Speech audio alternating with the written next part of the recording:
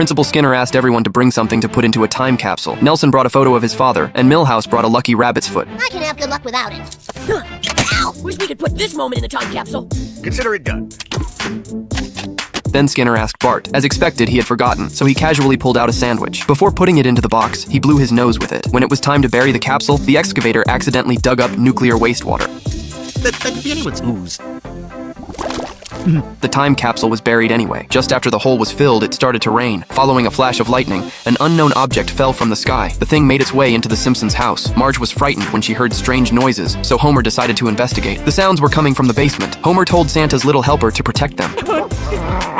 Stupid dog. The dog wanted no part of it, and neither did Bart. Homer figured they needed to lure the thing out, so he tied Bart up and used him as bait. If anything bit Bart, Homer would smash it. A dark figure suddenly stood up. It showed no interest in Bart and seemed to prefer beer instead. An angry Homer charged at it and knocked it to the ground. That's when he discovered it was a robot. Hey, Homer, you gonna kiss him or kill him? The robot walked over and smacked Bart too. Homer asked where it came from. It introduced itself as Bender and said it was from the future. Homer was amazed and took him to Moe's tavern. Seeing that Homer had so many friends, Bender felt incredibly lonely. Homer then offered to be Bender's friend, and the two quickly bonded. Not only did they share the same interests, but they even looked alike. Lisa still didn't trust Bender, so she took him to Professor Frink. The professor believed Bender must have come for a reason, but Bender couldn't remember it. Since his programming appeared undamaged, the professor simply rebooted him. I remember why I'm here. To kill Homer Simpson. My ears are burning. Not yet, but they will be.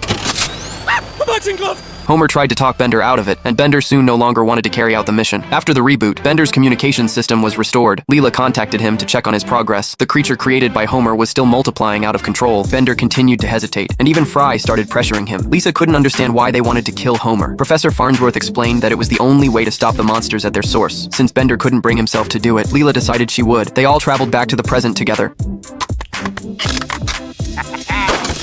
The two professors joined forces to find a solution. Lisa stayed behind to help, while everyone else was tasked with exploring the era. Homer brought them back to his house. Before long, they got good news. That means it's bad. The monster's genes didn't come solely from Homer. According to their tests, the other genetic source was Marge. That meant the real issue lay with one of their children. Just then, the future changed again. The monsters had begun to mutate. What a surprise. It's Bart. Wow, I'm doing the same jokes 1,000 years later. Ay, caramba. As for why the monster turned out to be Bart, it all traced back to the time capsule. The nuclear wastewater mixed with the DNA from the rabbit's foot and Bart's mucus, ultimately creating monstrous rabbits. So all they had to do was dig up the time capsule. Bender used his laser to bore through the rock layers. Meanwhile, in the future, the monsters destroyed the generator. Because of the portal's safety mechanism, everyone was sucked into the future. The monsters had completely taken over. Marge realized Maggie was missing.